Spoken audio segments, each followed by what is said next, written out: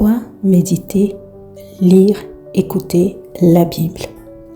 La Bible n'est pas un livre ordinaire, c'est la parole vivante de Dieu. Dieu nous y révèle qui il est. Il nous révèle qui nous sommes. Il nous montre le chemin à suivre. Il nous corrige lorsque nous nous égarons. Il nous prépare à toute bonne œuvre. Josué 1, verset 8, 2 Timothée 3, verset 16 à 17, Psaume 119, verset 105, en référence. Pourquoi écouter la Bible? Parfois, on ne peut pas lire la Bible, mais on peut l'écouter. La foi vient de ce qu'on entend. Romains 10, verset 17. Écouter la Bible remplit notre esprit de la vérité, renouvelle nos pensées, nous accompagne pendant nos activités, garde notre cœur tourné vers Dieu. Pourquoi méditer la Bible? Lire est une chose.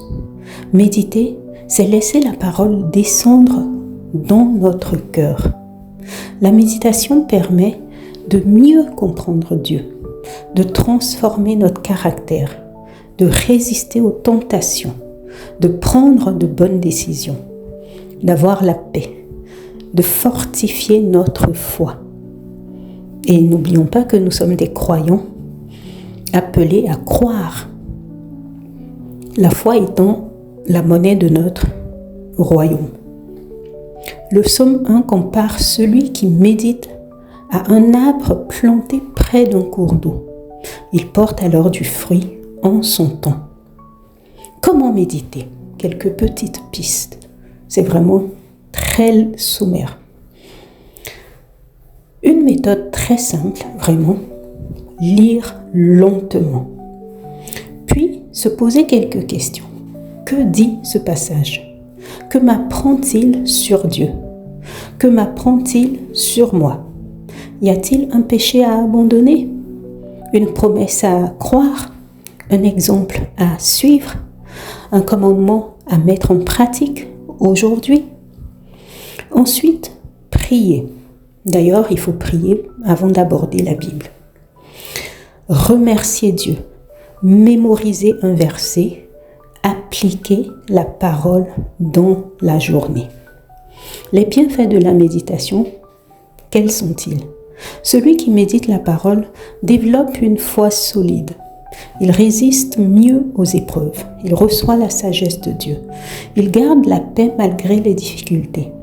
Il discerne la volonté de Dieu. Il porte du fruit spirituel et même physique. Il grandit dans sa relation avec Jésus. Par exemple, Romains 8 dit ceci, au verset 29. En effet, ceux qu'il a connus d'avance, il les a aussi prédestinés à devenir conformes à l'image du Fils, de son Fils, afin que celui-ci soit le premier-né d'un grand nombre de frères. Donc, nous devons savoir que dans notre marche, une des conditions, c'est vraiment de ressembler à Christ. Et la méditation va nous faire rapprocher à cette image de Christ.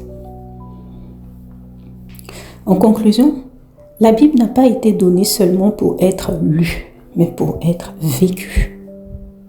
Plus nous méditons la parole de Dieu, plus notre cœur est transformé, notre foi grandit et notre vie reflète ce caractère que Christ veut. Il est dit, pour terminer, en Josué 1, verset 8, que ce livre de la loi ne s'éloigne point de ta bouche. Médite-le jour et nuit pour agir fidèlement selon ce qui est écrit. Alors tu auras du succès dans tes entreprises, alors tu réussiras. Le corps de Christ néglige cet aspect. Les enseignants ne le donnent pas régulièrement. Et c'est un peu dommage parce que j'ai envie de dire que la méditation est l'une des choses les plus importantes. Je pense que c'est la chose la plus importante en fait de notre foi. Parce qu'elle garantit le succès, la réussite dans la vie de tous les jours, la croissance, la ressemblance à Christ. Mais ce n'est pas que le pasteur ou le serviteur de Dieu qui est appelé à méditer pour venir donner ce qu'il a reçu. C'est tout le corps de Christ qui, chacun à son niveau, doit méditer pour être au bénéfice des bienfaits de la parole de Dieu. D'autant qu'en ce moment, nous avons la parole à disposition.